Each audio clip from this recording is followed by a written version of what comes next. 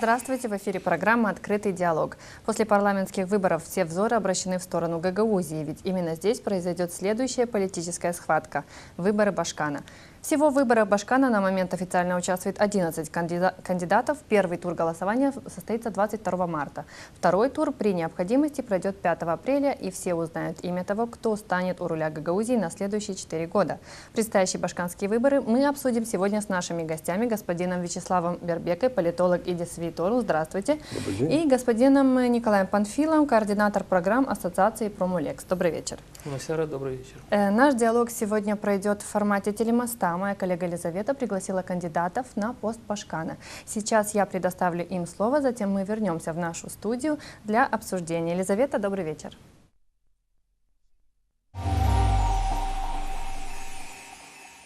Здравствуйте, Диана. Я приветствую гостей в центральной студии, участников сегодняшней дискуссии. И предлагаю провести наши дебаты в формате диалога. И участие в наших сегодняшних дебатах примут в Камрадской студии независимые кандидаты в Башканы от ООО «Гагаузия» Дмитрий Васильевич Кройтер, Валерий Федорович Яниогла и Илья Ильич Анастасов. Здравствуйте. Добрый вечер.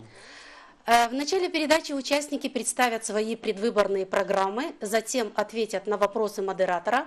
Ну а после мы представим слово кишиневским экспертам, которые выскажутся о том, как проходят выборы в Гагаузии. Во второй части программы мы представим вашему вниманию телезрителей, видеоопрос наших жителей о том, каким они хотят видеть будущего Башкана. В конце программы у кандидатов будет возможность обратиться к избирателям с тем, чтобы убедить их голосовать за свою кандидатуру. Диалог будет проходить в свободной форме, а я как модератор постараюсь регулировать баланс времени между ответами наших кандидатов. Итак, начнем дискуссию в нашей студии. И вначале я бы хотела попросить, чтобы вы представили основные тезисы или основные приоритеты вашей предвыборной программы. Дмитрий Васильевич, давайте с вас начнем. Хорошо. Коль у нас свободный диалог. Да, спасибо вам большое, Елизавета. Значит, я хочу сказать, что программу мы составили на основе тщательного анализа ситуации, которая сложилась в нашей автономии. И программа у нас включает очень много разделов, но в программе есть, естественно, основной приоритет. Основные проблемы, которые есть сегодня в нашей автономии, это проблема основная – отсутствие рабочих мест для трудоспособного населения нашей автономии. В связи с этим более 40% трудоспособного населения Гагаузии выехало за пределы нашей страны и сегодня работает в различных государствах. Большая часть в Российской Федерации, очень многие работают в Турции, много людей в европейских государствах. И исходя вот из всех тех проблем, которые у нас накопились в нашей автономии, была составлена программа действий будущего Башкана. В случае доверия со стороны жителей Гагаузской автономии мы намерены ее реализовывать. И, как я уже сказал, основным приоритетом этой программы будет создание новых рабочих мест в нашей автономии. Почему? Потому что ничего важнее этого нет. Если мы это в самое ближайшее время не сделаем, а на это, по моим предположениям, отпущено нам 1,5, максимум 2 года, то мы потеряем нашу автономию. И что еще хуже, я думаю, что мы потеряем большую часть нашего населения. Потому что сегодня, имея в кармане паспорт Республики Молдова, наши граждане выбирают, где они могут заработать больше, где лучшие условия труда и каким образом они могли бы прокормить свои семьи, обеспечить воспитание и образование своих детей.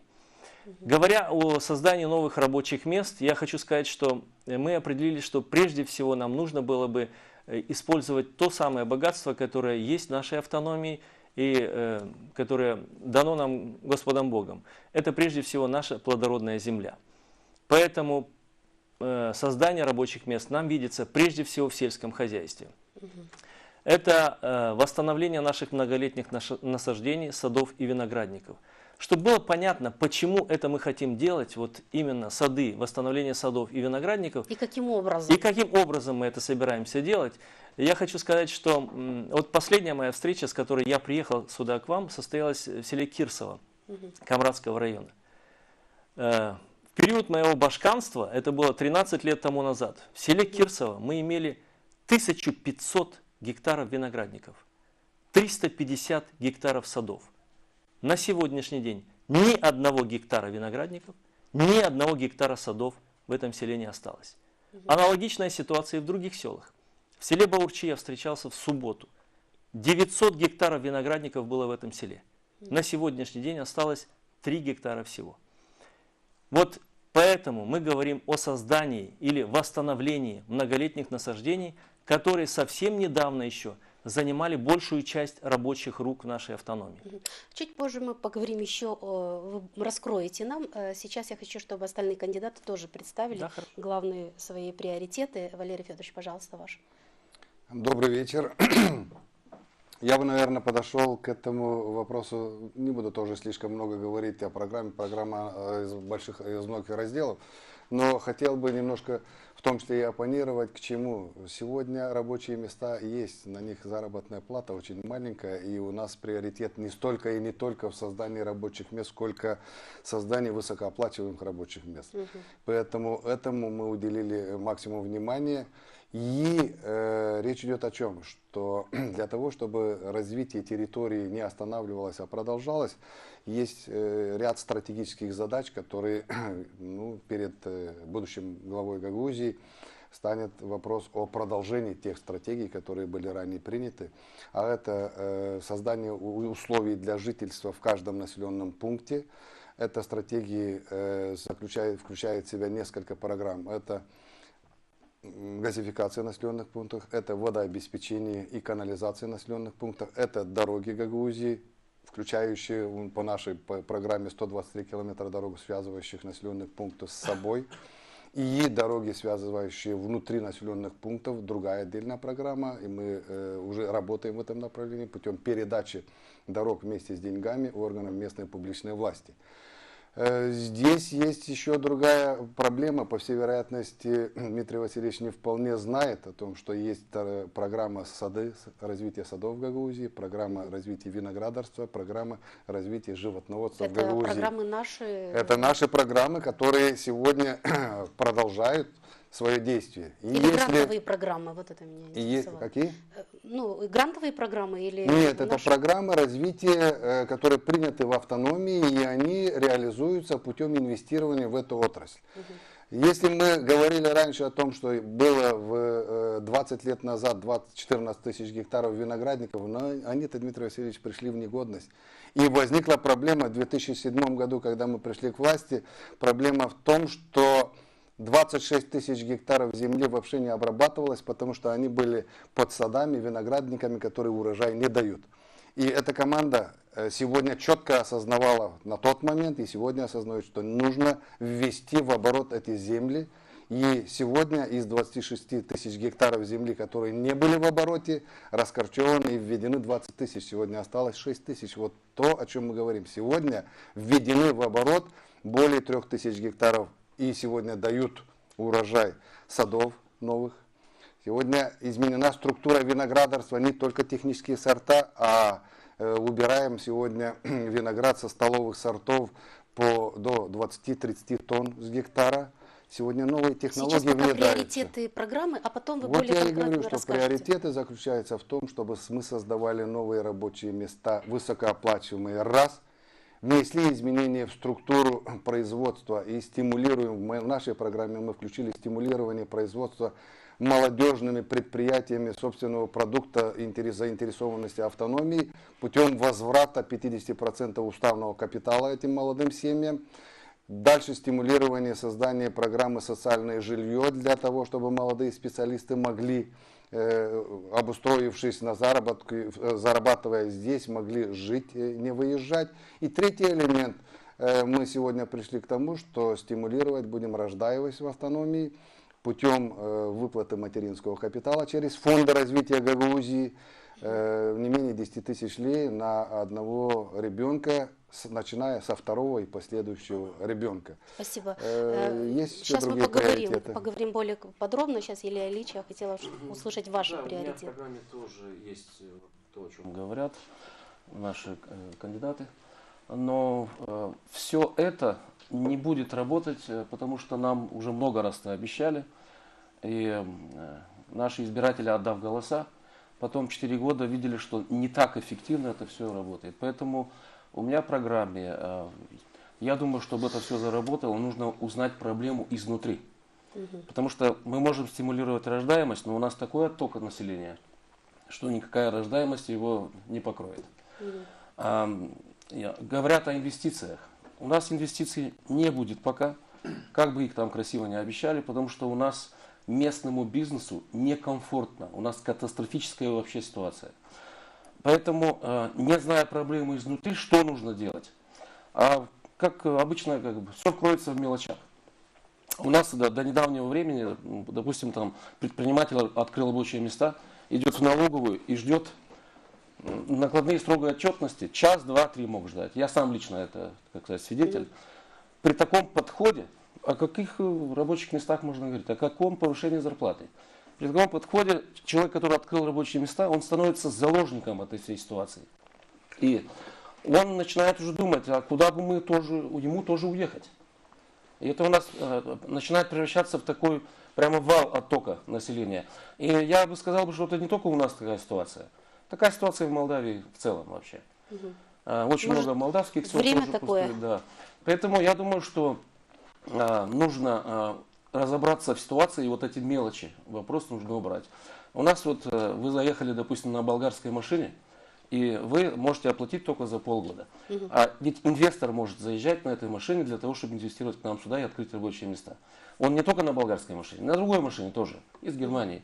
Вы должны обязательно помнить, когда вы заехали, и вот полгода у вас прошло, не дай бог, один день будет вы обязательно об этом должны помнить. Вы не должны заниматься инвестициями, а вы должны помнить, когда. Поэтому людям ставят штраф больше, чем сама оплата.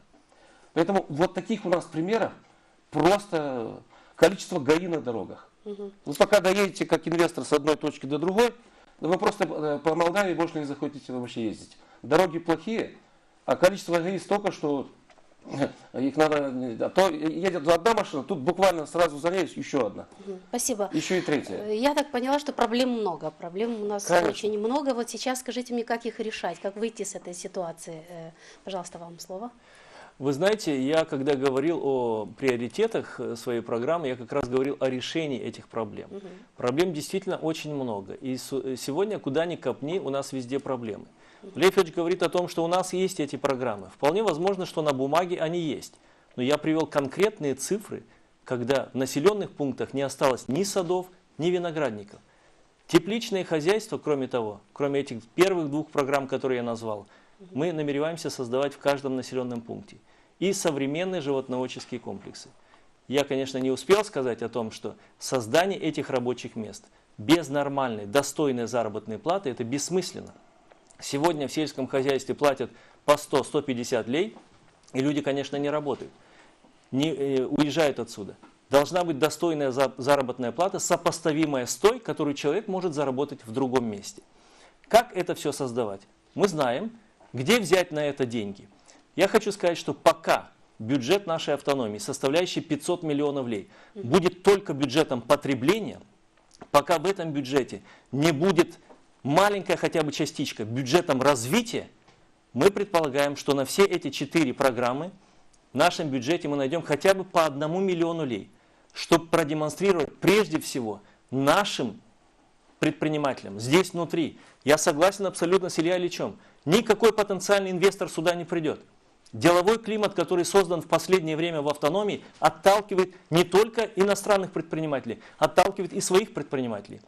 Поэтому нам нужно показать, что у нас есть воля политическая, мы готовы из нашего, пусть даже скудного бюджета, выделить определенные деньги на эти программы, и тогда потянутся прежде всего свои предприниматели, дальше придут и другие инвесторы. Что касается того, каким образом менять этот деловой климат. Я хочу напомнить один пример, который мы реализовали в нашей автономии в 1999 году. Это было на комрадском предприятии «Голиат Вита». Во время предвыборной кампании руководитель мне сказал, Сергей Ильич, кстати, родной брат Илья Ильича, он мне сказал: Дмитрий Васильевич, невозможно так работать, потому что каждый день проверяющие, каждый день попытка получить взятку. Что требуется? После выбора мы встретились, определились, что подписываем соглашение, где с одной стороны исполком берет на себя обязательство без разрешения исполкома, ни один проверяющий орган не заходит на это предприятие, руководитель предприятия взял на себя обязательство заплатить в 7 раз больше налогов. Вывесили это соглашение на дверях. Через 1 год исполкомом мы вернулись к анализу этой ситуации.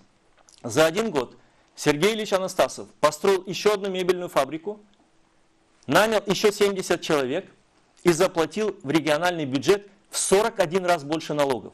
Вот где, вот каким образом мы можем найти деньги у нас в автономии и решать те проблемы, которые здесь есть. Спасибо. Валерий Федорович, вы как видите решение этих проблем?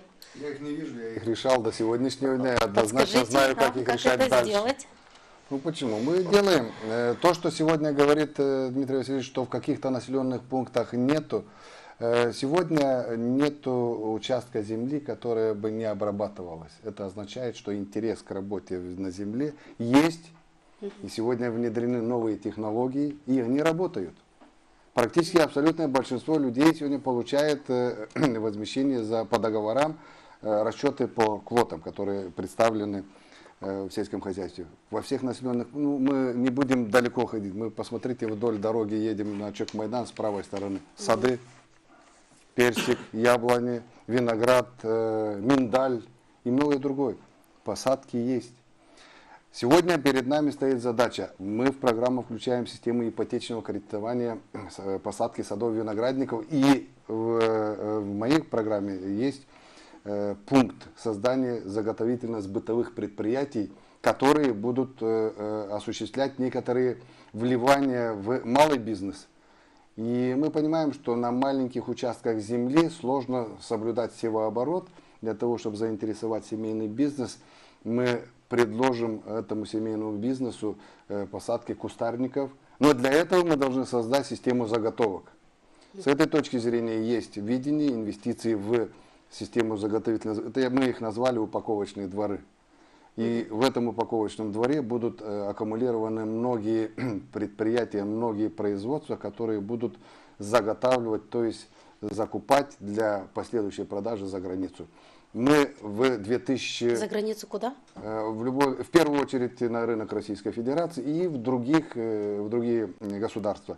Здесь есть механизм, в принципе будет время, я скажу об этом механизме, потому что как бы оно ни было, в принципе система заготовок предполагает, что дальше нужно реализовывать продукцию.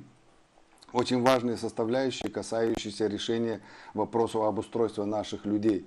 Как бы мы ни говорили о том, что вот нету, или там, ведь мы должны предложить видение, как решить. Да, да, А эту проблематику можно решить только тогда, когда мы сможем остановить отток нашего населения.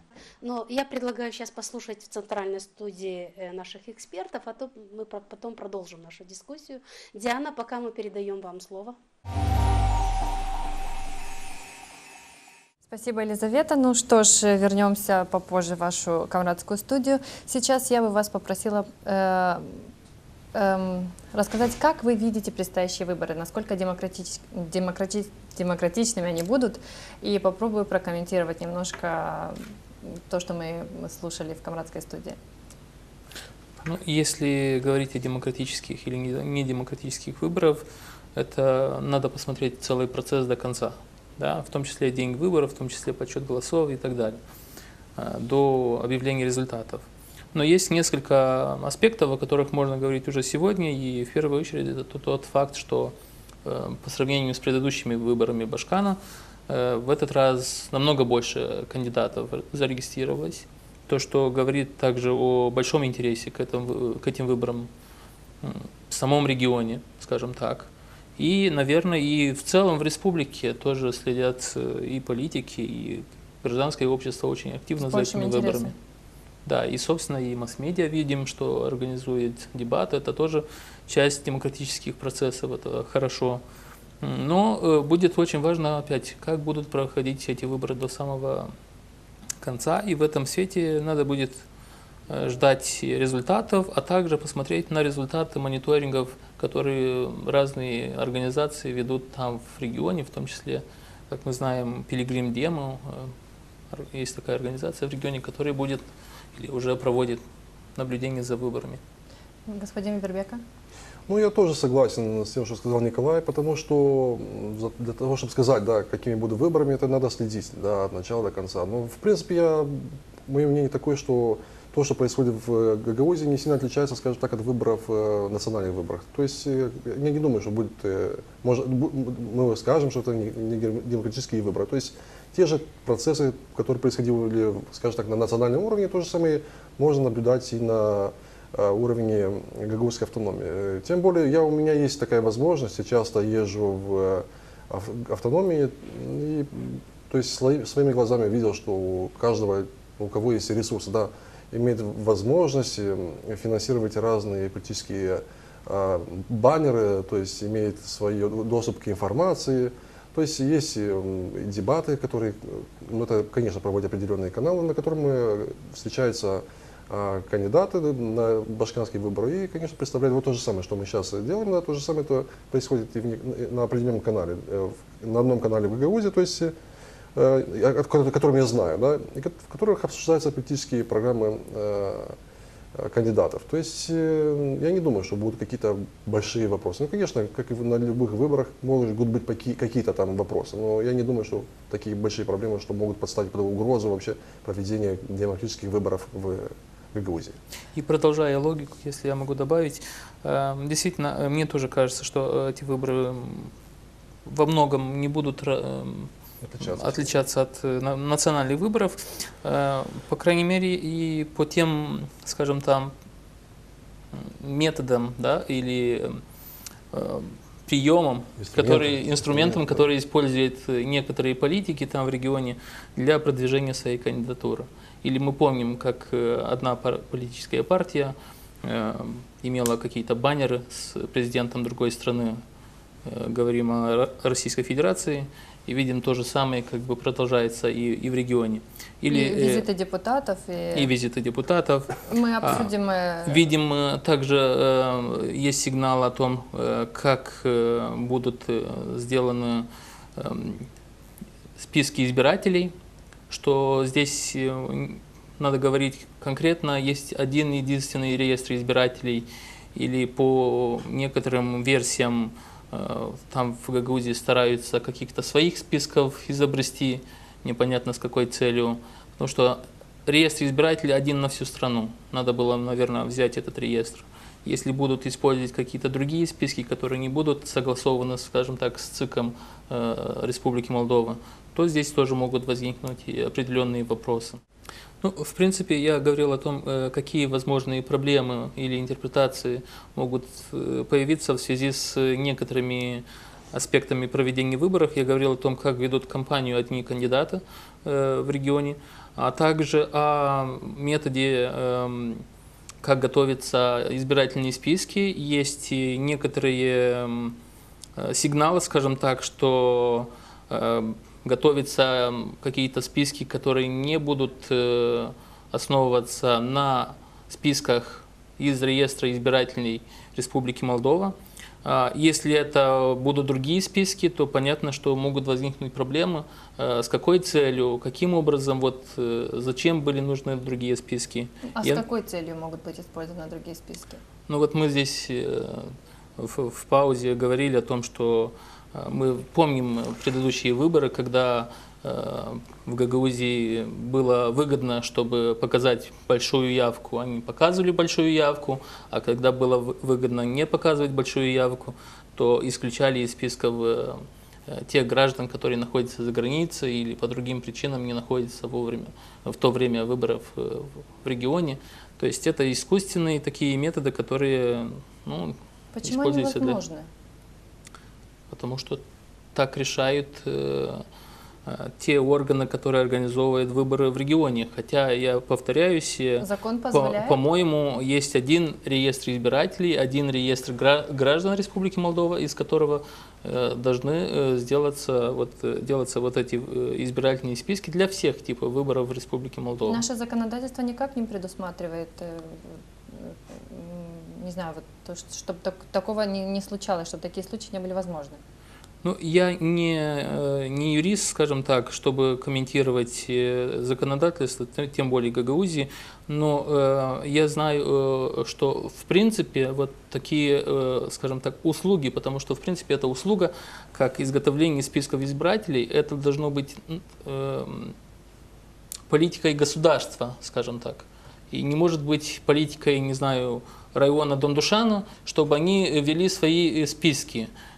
Конечно, мы здесь не говорим о районе Дондушана, говорим о Гагаузии, но такие технические возможности в первую очередь есть только у Министерства развития коммуникаций, как там на русском будет. И поэтому я считаю, что стоит вот обратиться и взять именно те списки, которые есть на национальном уровне, которые может предоставить Центральная избирательная комиссия Республики Молдова. Вот господин Бургуджи предложил Центральной избирательной комиссии проверить кандидатов на знание государственного языка. Как вы оцениваете?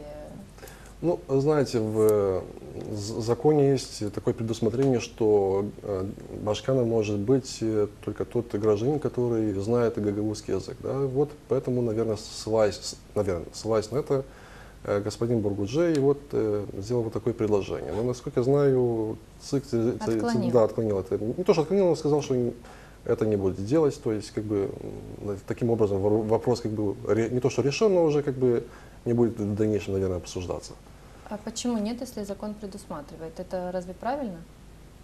Ну, наверное, я не знаю, мне трудно сказать, почему, то есть оценить решение Центральной избирательной комиссии Гагаузии. Ну, я, наверное, ссылается на то, может ссылаться на то, Они что все-таки... ссылаются на то, что поздно. Может быть, поздно, но, наверное, все кандидаты знают гагаузский язык, зачем это делать. Все-таки я не думаю, что те, которые, граждане, те конкуренты, которые вот выдвинули свои кандидатуры на участие в этих выборах, не знают, потому что знают, что собой представляет закон. Хотя интересно, сколько из них действительно вот, общаются при встречах с гражданами из Гагаузии на гагаузском языке или на русском. Я помню случай, когда наша организация провела мониторинг однажды выборов, и мы принесли и показывали некоторым, не буду сейчас называть, должностным лицам из Гагаузии наш отчет, переведенный на гагаузском. И они смотрели так на первую страницу и не поняли, о чем там. Что вы мне принесли там, непонятно на каком языке, принесите мне на русском. Это конкретные случаи, официальное Это конкретный лицо. случай, я не могу сейчас сказать, кто и как, в какой ситуации, но я думаю, что да, действительно это должно быть и темой, потому что, собственно, мы должны помнить, и, наверное, и в том числе в Гагаузии, должны помнить, откуда началась вот идея автономии. Идея автономии действительно началась с тем, с целью, чтобы обеспечить культурные, социальные права тех категорий, тех национальностей, которые проживают там в регионе. И дальше вот развивались и другие аспекты, скажем так, и другие права, которые получала автономия. Но тот факт, что, как я говорю, предполагаю, говорится больше на русском, и когда я сам лично бываю, господин Вербека может сказать, как часто вы говорили, что часто бываете в регионе, как часто вот слышите гагаузского языка, наверное, есть логика в вопросе, который задал кандидат. И если закон, как вы говорите, предусматривает, было бы хорошо, чтобы мы тоже знали, насколько они сами говорят на этом языке. Но это предложение уже было отклонено, но, возможно, на следующие выборы опять всплывет, я так думаю. В списках избирателей нашли мертвые души в Гагаузии. Ну, скажем так, бывает, да? Да, бывает. Я бы не стал очень много внимания уделять на этот вопрос, потому что в любых, вот Николай скажет, в любых списках есть мертвые души. Да я не думаю, что кто-то обязательно, не то что оставит, но как бы делать это с какой-то задней мысли, да, потому что это такой естественный процесс. Да. Ну, я сейчас не могу сказать, насколько, насколько этот вот сейчас феномен большой, особенно в Гагаузии, потому что я не знаю, мы не знаем, о каких списках, в принципе, говорим. Да. Говорим ли мы о списках, которые сделаны как это называется на русском, из реестра избирателей, общего реестра избирателей граждан Республики Молдова, который поддерживает ЦИК Молдова, или это сделаны какие-то списки там на месте, которые были, наверное, и на прошлых выборах использованы.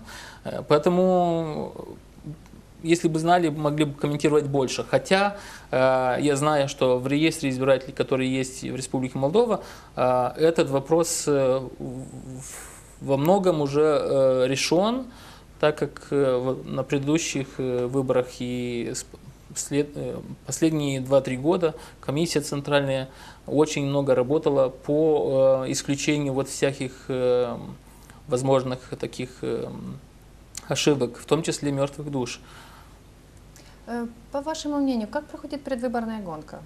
Ну, я сказал, что я часто езжу в Гагаузию, я был и в Камрате, в Улканешах, и в других селах. Ну, я сказал, что меня, кроме того, что просто у нас в Елизаветор мы все время интересуемся теми событиями, которые происходят в автономии, то есть в общем и в целом.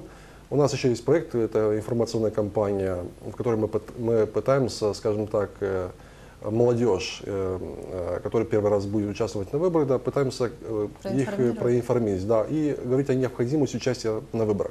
Но кроме того, у меня была возможность встречаться с многими кандидатами. Вот в студии есть господин Яни Огла, я приветствую его и других кандидатов. То есть была возможность обсуждать с кандидатами разные вопросы. То, что я заметил, да, кроме, конечно, есть разные интересные темы, которые мы обсуждали, но то, что я заметил, слишком много геополитики в предвыборной кампании, потому что есть очень много кандидатов, которые, скажем так, ну, об этом мы говорили, очень напрямую ссылаются, да, или пытаются спроецировать имиджи каких-то политиков извне, да, на свою предвыборную кампанию. И все-таки я думаю, что когда мы говорим о выборах, да, в данном случае Башкана, все-таки было бы очень хорошо, если бы больше внимания было уделено именно вот, что будут делать будущий Башкан, что он будет делать, как он будет свою работу строить, как он вообще, какое его видение решения этих проблем. И вот то, что мне вот понравилось вот, в студии, да, в основном кандидаты на это и сконцентрировали свое внимание, да, то есть, когда обсуждали о том, что меньше было вот в данном случае геополитики, и больше говорили о том, как они видят решение данных проблем. Конечно, потому что это понятно, для того, чтобы решить проблему, которые существуют в регионе, это во многом и в определяющим фактором зависит от того, какие будут отношения с центром. Потому что все-таки решить проблему Гагаузии это невозможно без нормальных отношений с Кишиневым, с властями Республики Молдова. И поэтому я говорю, очень важно, внимание надо уделить именно вот этим внутренним вопросам, того, как они вообще собираются или видят свои отношения с центром и вообще каким образом разруливать проблемы, которые были между Камратом и Кишиневым в последнее время. Я бы хотел примерно ту же самую точку зрения высказывать. Единственное, что я бы сказал, что здесь я не вижу какой-то особенной проблемы Гагаузии, если взять по сравнению с действительно проблемой, которые мы имеем с Приднестровским регионом. То есть, насколько я вижу и слышу по тем, что говорят кандидаты и многие жители действительно так и живут, как и в остальной части Республики Молдова, проблема одинакова. Проблема безработицы, проблема обеспечения газом, водой, других социальных, воспитательного характера проблем и так далее, и так далее. Поэтому я бы хотел, как гражданин Республики Молдова, чтобы в том числе на выборы в Гагаузии, да и на выборы парламентские, когда бывает у нас в Молдове, чтобы говорили о том, как мы можем решить проблемы всех граждан. Не взять отдельных категорий или отдельных районов, или Гагаузию отдельно и решать их проблемы. И мы должны понимать, что действительно, как говорил и господин Бербека, проблемы Гагаузии могут решаться только в составе Республики Молдова. Да, тот факт, что на данный момент используют какую-то геополитическую риторику, это просто потому, что те кандидаты ищут легкий путь к сердцам или к власти. к власти в общем. А на самом деле им придется столкнуться после выборов с теми же конкретными проблемами, с тем, чтобы пойти и быть членом правительства. И мы знаем и можем задавать, кстати, вопросы, сколько инициатив было со стороны Гагаузии, со стороны Башкана Гагаузии в предыдущем правительстве, сколько инициатив было продвинуто. Здесь, безусловно, есть и проблема, и ошибка центральных властей. Обязательно. Это в первую очередь. Но только общими усилиями, если двое человек разговаривают, то это подразумевает, что один говорит, другой слышит, потом второй говорит, другой слышит и так далее. То есть есть диалог. Я не вижу пока или не видел пока вот особенного диалога, и хотелось бы видеть, чтобы побольше инициатив, чтобы вот те темы, которые кандидаты сейчас рассматривают, они действительно, будущий Башкан, кто бы не был избран, были бы в форме инициатив переданы дальше национальному правительству, чтобы были решены каким-то образом. И не надо ждать манны небесной откуда-то.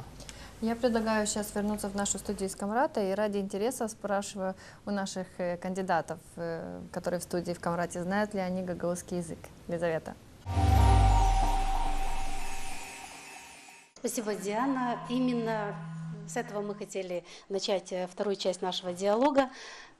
Экспертов интересует, знаете ли вы гагаузский язык? Дмитрий Васильевич, давайте. Auşamayırsınız, ben isteyeyim söyleme bizim misafirlere Kişinev'ta da, burada da, Komrat'ta da, bütün Gagavuzya'da kim bizi sihir eder, hani biz Gagavuzca lay deriz, hem bizim insan taçoy Gagavuzca пекслябли. Теперь я хочу перейти на русский для того, чтобы поняли и наши гости из Кишиневской студии. Я им сказал добрый вечер и хотел передать им месседж о том, что мы говорим на гагаузском языке, я говорю на гагаузском языке, мы очень любим свой язык, мы выступаем за то, чтобы наши дети его знали еще лучше, чем мы его знаем. На встречах на каком языке с избирателями? Значит, я думаю, что половину встреч я провел на русском языке, там, в тех коллективах, где были представители из соседних сел, а у нас очень много таких коллективов, там я говорил на русском языке, в тех коллективах, где в основном гагаузы, я говорил на гагаузском языке. Поэтому вот такую информацию я хотел бы, чтобы знали наши гости из Кишинева. Если вы позволите, я хотел бы еще вот по поводу того, что мы наблюдали сейчас из Кишиневской студии, сказать несколько слов. Вы знаете, уважаемые друзья, когда нас сравнивают с Дундюшанским районом, это несколько трогает наши чувства. Я бы считал, что это сравнение некорректно. Статус гагаузской автономии выше статуса любого района.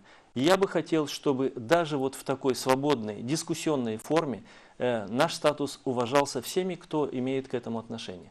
И еще один вопрос, который я хотел бы затронуть, это вопрос, касающийся взаимоотношений Гагаузии и Республики Молдова, будущего Башкана и республиканских властей. Я считаю, что должен быть восстановлен конструктивный диалог между будущим Башканом и руководством республики. Нам нужно перестать показывать пальцем и называть кого-то ОПГ. Нам нужен конструктивный диалог для решения проблем, которые накопились в автономии. Спасибо, Валерий Федорович. Akşam hayır olsun saygılı seyrediciler. Bugün biz yaklaştık bizim seçimlere de duyarız hani geli zaman diyeyim biz anlayalım kimiz biz hem niçin biz geldik buraya. Ben bu lafları söyledim diyeyim bizim Kişinev Stüdyo'dan o insan görsün hani Gagavuz dilini bizim insan kim gitti seçimlere istedi olma başkan onunla bilelim. Добрый вечер, уважаемые наши коллеги с Кишинева. Я хотел бы выразить некоторые свое мнение в части касающейся обсуждаемых вами проблем. Однозначно проблемы, связанные с органами местной публичной власти, входят в компетенции автономии, закон об особом правовом статусе. И этот закон об особом правовом статусе регламентирует все то, о чем мы говорили. И формирование списков, и формирование видения, каким образом должны проходить выборы. Что касается взаимоотношений Центр-Кишинев, наши кандидаты, по крайней мере я, где не был, говорю и утверждаю, что Гагаузии, гагаузам, автономии комфортно жить в составе Республики Молдова. Никто не планирует предпринимать каких-либо шагов, улететь отсюда вместе с землей. Мы хотим жить в Республике Молдова. В составе этого государства должны жить и Гагаузия, и Приднестровье. И не хотим, чтобы кто-то нам указывал, как себя вести и куда ставить стол и стулья. Не нужно противопоставлять нас друг другу. 50% смотрят в восток, 50% смотрят на запад. Нужно сегодня четко обозначить, что самое важное для нас в Республике Молдова — сохранить тот хрупкий мир, который есть. Соседи, которые рядом с нами живут, там есть наши родственники, нам показывают, что не нужно через нас протаскивать линию фронта, как говорил господин Керри, о том, что сегодня линия фронта проходит между Америкой и Россией, проходит через Украину, Молдову. Мы не позволяли никому эту линию прочерчивать через нас.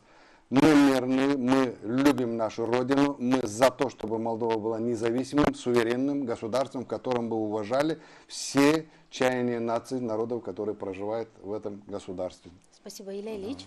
Akşam hayır olsun pahalı dostlar. Biz de pek güzel konuşuyoruz Gagavuzca. Bizim burada автономияда çok müzik var şu an sonra. Biz isteriz burada film çıkarma, hani gösterme Gagavların yaşamaların. Добрый вечер, уважаемые друзья. На самом деле, как бы автономия в плане культурного развития дала, и у нас очень много красивой музыки появляется. У нас есть в планах снять первый фильм игровой, художественный, телевизионный На гагаузском языке. на гагаузском языке. Поэтому с этой стороны как бы идет какое-то развитие. Но у нас вот эти вот экономические проблемы, которые мы хотели И финансовые. да. И поэтому даже для всей Молдовы это благо сегодня, что вот именно мы как бы, ну, имеем такую возможность и поднимаем этот вопрос, чтобы для всей Молдовы этот вопрос был решен. Спасибо. Я думаю, что эксперты убедились, что вы знаете гагаузский язык. Но я вот что, о чем хотела спросить. Вот, ну, не буду называть фамилии, но один из лидеров партии с Молдовы обвиняет Российскую Федерацию во вмешательстве в ход избирательной кампании. Вот я бы хотела услышать ваше мнение, что вы думаете по этому поводу. Чувствуется здесь влияние какое-то извне? Дмитрий Васильевич, пожалуйста. Вы знаете, этот вопрос дискутируется особенно остро в последнее время. Вмешивается или не вмешивается. Ну, надо посмотреть, кто и каким образом вмешивается. Ну, не обязательно Россия, может, другие страны. Я доверяю мнению председателя нашего Народного собрания, который после встречи с господином Мухамедшиным, чрезвычайным и полномочным послом Российской Федерации, однозначно заявил, что Российская Федерация ни на кого из кандидатов сегодня зарегистрированных не ставит и будет работать с тем кандидатом, которого выберет народ, проживающий на территории Гагаузской автономии. Вы знаете, что в нашей стране от имени России может говорить один человек. Это чрезвычайный и полномочный посол. Поэтому я доверяю этому мнению и считаю, что это мнение отражает позицию Российской Федерации. А что делать с этими фотографиями? Что делать с этими фотографиями? Я думаю, что это не столько проблема России в данном случае, сколько проблема нашего избирателя. Вы знаете, время проходит, фотографии желтеют, мы остаемся один на один с нашими проблемами, точно так же и наши избиратели. Они должны быть очень внимательны. Очень часто за этими фотографиями кроется не сила, а слабость отдельных наших кандидатов. И я очень рассчитываю, что наш достаточно подготовленный избиратель в автономии в этом разберется и даст свою оценку на предстоящих 22 марта выборах. Валерий Федорович, ваше мнение? Мое мнение, тот человек, который не уверен в собственных силах и говорит о том, голосуйте за меня, за мной Россия или Европа, или Америка, или Турция, это люди, которые сами не знают, что они будут завтра делать, и рассчитывают на то, что другое государство придет им поможет. Мне кажется, это слабость политика, который пошел на выборы в качестве кандидата в Башканы. Сегодня должен быть сильный Башкан, который способен сказать: я личность, я знаю, что нужно делать, у меня есть с кем делать, и есть доверие людей, которые меня поддержат. С этой точки зрения я считаю, что не вижу большой проблемы, что эти люди пытаются принести фотографию нашему избирателю. Избиратель разберется, кто перед ним, и будет голосовать сердцем, а не фотографией. Ну, мое мнение такое, что здесь я согласен со сказанным, действительно. как бы есть элемент вот этого, но и как оппонент, как вот такой соревновательный, я бы сказал, что, как бы, конечно, эти фотографии повлияют на... Как вы, как кандидаты, чувствуете себя? Но эти фотографии повлияют на нашего избирателя, поэтому это мы станем как бы перед каким-то фактом, если это так будет. Вот. И посмотрим, как кандидат, который выиграл за счет этого, как он справится с ситуацией. Если выиграет за счет этого, выиграет, вы да. имеете в виду. Спасибо. Ну, а сейчас я... Да, реплика. Что вы спросили, как мы себя чувствуем. Я хочу сказать, что я себя чувствую очень комфортно. Уверена, да? Да, абсолютно. Но сейчас я хочу предложить посмотреть опрос наших избирателей и узнать их мнение, как они хотят, как они видят будущих башканов. Я хочу попросить операторов в центральной студии включить опрос людей.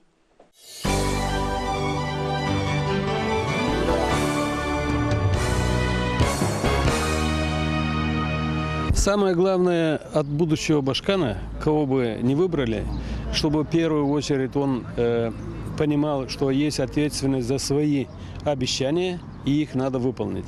И, естественно, каждый раз отчитываться перед людьми, на каком этапе идет его выполнение его обещаний. Улучшение здравоохранения, улучшение вот медицинское вот это, страхование, вот это все. Улучшение, чтобы очень плохо обслуживают. Главное, чтобы пенсия была побольше, а то пенсии не хватает на проживание. Поэтому лучше, чтобы для народа сделали, чтобы люди хорошо жили. И все хватало, чтобы башкан должен сделать для народа все, чтобы народ жил хорошо. Я так думаю. В первую очередь процветание экономического роста и благосостояния всего нашего народа. Чтобы наши люди не уезжали в Москву, женщины, чтобы не уезжали в Турцию, чтобы были здесь, у себя дома, чтобы они могли воспитывать детей своих, работать, получать хорошую заработную плату. Народ волнует рост цен, низкие зарплаты, плохие дороги и коррупция.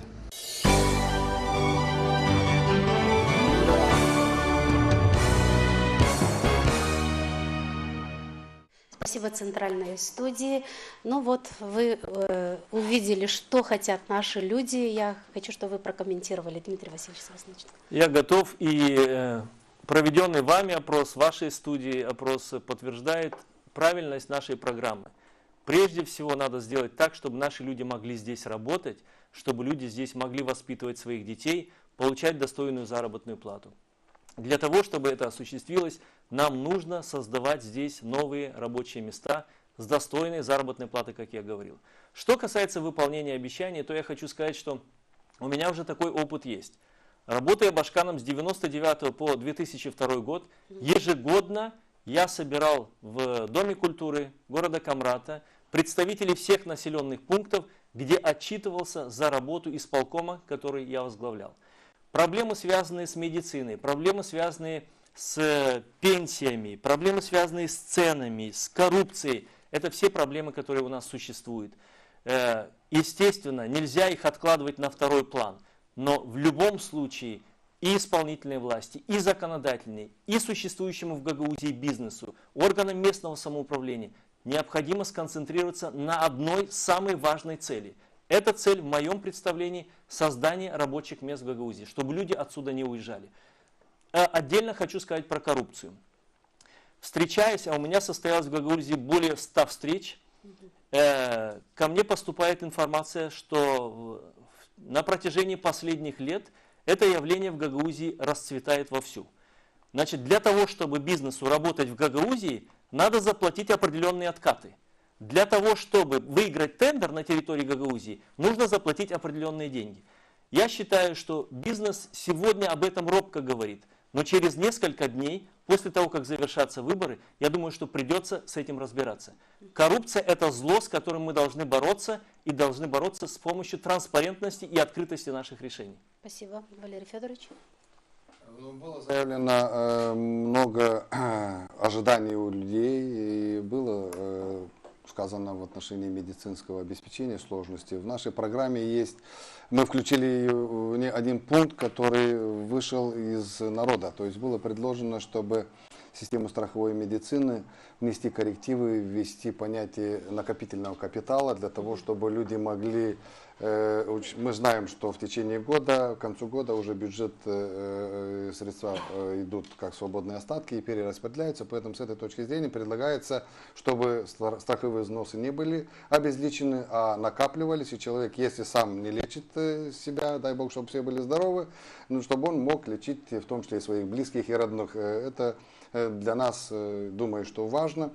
Что касается отчетности, могу сказать, что ежегодно в каждом населенном пункте проводились и будут проводиться отчеты исполнительного комитета по программам, которые были внедрены в каждом населенном пункте и исполнены. Как в системе образования, так в системе здравоохранения. Сегодня могу доложить, что в принципе в каждом населенном пункте есть новые современные медицинские центры. С этой точки зрения однозначно видение есть. Еще раз могу акцентировать только на том, что сегодня нужны повышать заработные платы для тех людей. И насчет создания рабочих мест. В Вулканештах открыт в свободной зоне завод по производству сетки, где потребность 250 рабочих. Сегодня нету этих работающих. В Осино-Текстиль мы еще с 2002 года обозначили некоторые позиции. Были открыты места для 3000 рабочих мест. Сегодня там работает 1500 рабочих. Нету рабочих, которые... Все уехали до заработки. Речь идет о чем? О том, что нужно... Я сегодня сейчас вернулся с Копчака, с филиала Осино-Текстиль, где руководитель мне сказал, что есть потребность в рабочих, нету людей. Нужно привлекать. Поэтому с этой точки зрения нами в программу включено снижение налога на прибыль до нулевой ставки. В том случае, если это предприятие эти средства запустит в оборот и направит на повышение заработной платы, пойдет смена и примарии будут получать эти средства. Спасибо. Илья Ильич, коротко, то не остается время для снижения налогов. И я думаю, что вот этот хороший опыт, о котором мы говорили насчет единого налога, я думаю, что его надо будет рассмотреть о максимальном применении его, где это будет очень целесообразно. Он даст очень своеобразный хороший эффект. Ну, я повторюсь, что действительно децентрализация, о которой я говорю, она даст непосредственно решение всех этих вопросов изнутри. Потому что у нас нет чувства справедливого бюджета, у нас нет остальных таких вот видений и верения в того, то есть мы не верим в то, что все происходит правильно. Поэтому децентрализация, она даст свой ошеломляющий эффект. Спасибо. И в заключение ваше обращение к избирателям по 1 минуте. Дмитрий Васильевич, давайте с вас. Ben isterdim yalvarma hepsine kim, можно на гагаузском, да? Можете, да. Да, ben isterdim yalvarma hepsine kim bugün bizi bakır, hani mardın 22'sine hepsine çıkarsınız выборлары, seçimler bizdeyimiz. Niçin diyene bir kişi varınca yanılsın, 2-3 kişi varınca yanılsın, biz yokunca yanılınca insan, biz yokunca yanılınca halk, kim yaşıyor burada? Gagauziyada. Biz lazım yapalım öyle, hani durgudalım bu prost işleri, durgudalım bu bizim insanın buradan gitmesini, lazım yapalım öyle, hani insan burada kendisine iş bulsun, burada uşaklarını büyütsün, burada anasının babasının yanında olsunlar. Biz bu işleri yapmazsaydık, ben ve sanıyorum hani 4 yıldan sonra olmayacak kimi ayırma, olmayacak kim ayırsın. Yani için ben size tabii ki danışıyorum hani Mardin 22'sine hepsiniz çıkarsınız bu seçimlere. Siz de, sensiller de, komşular da hepsi de ses atasını söyler. Nasıl size sizin canınız söyleyin. Yaparsınız öyle hani Gagauzya bu seçimlerden kaybetmesin ama kazansın. Sağ olun. Спасибо, Валерий Федорович. Saygılı Gagauzya yaşayanlar. Покороче, это времени не хватает. Saygılı Gagauzya yaşayanlar. Yaklaşık seçimler 22'sinde olacak seçimler biz hepimiz gideceğiz sesimizi vermeye. O adama, o kandidata kimi duyduk hani o bizimle olacak da bizi satmayacak. Bitki günü bu zor vakitlerde gelecek bizimle bitki adam. Gelecek size başka kandidatlar söyleyeceğiniz, sesleyeceğiniz onları. Bakmayız kim onların ardında. Bakınız kim onunla kendiler. Ne var içinde? Kimlerden çekili? Ne yaptı bugüneden? Ne yapacak ileri doğru? Daha gelecek o gün siz gideceğiniz de göreceğiniz Hani o sandığın yanında lazım koyarız o kağıtçağızı.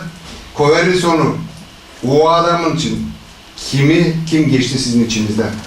Ama birden sesini o başkanın yanında zira bu zamanda bu vakitlerini geldi bize biz lazım duyalım kendimize. Hani bak beraber biz ileri gideceğiz. Adımlayacağız, adım adım gideceğiz ama durgunma değil lazım. Sağlık Allah'a emanet olun. Спасибо, Илья Ильич. Да, я скажу на русском, чтобы та часть населения все-таки поняла тоже, о чем идет речь. Я тоже призываю, чтобы 22 марта наши избиратели вышли и проголосовали. И если они проголосуют за Анастасова Илья Ильича, то я думаю создать фонд гагаузской пенсионной надбавки, который, сумма, которая там можно будет, она вначале может быть не такая большая, но по моим расчетам она может вырасти до 1000 лей в месяц. Гастарбайтерам, я думаю, что нужно изготовить такой документ жителя Гагаузии, с которым Башкан сможет уже дальше согласовывать, подписывать какие-то внешние такие вот с России, с Турции, да, чтобы можно было людям легально трудоустраиваться и въезжать и выезжать из этих стран. И поэтому я обращаюсь, чтобы они вышли на эти выборы и проголосовали за Анастасова Илья Ильича. Спасибо. Ну что ж, я благодарю вас за участие в нашей программе. Напомню, что в Камрадской студии приняли участие независимые кандидаты в Башканы Гагаузии Дмитрий Васильевич Кройтер, Валерий Федорович Яниогла и Илья Ильич Анастасов. Еще раз вас благодарю и передаем слово Центральной студии Кишинева. Спасибо. Спасибо. Благодарю нашу студию из Камрата. К сожалению, наше время истекло. Мы обязательно вернемся к предвыборным дебатам, обсудим предвыборную кампанию в следующий понедельник в 18:30. Я приглашаю наших экспертов, которых благодарю за то, что вы сегодня пришли. Напомню, сегодня у нас в гостях был господин Вячеслав Бербека, представитель ИДИС Торул, и господин Ион Торня, представитель ассоциации Промолекс. Ну что ж, вас я благодарю за внимание, кандидатов также благодарю за участие в программе. Оставайтесь рядом с каналом Регионал.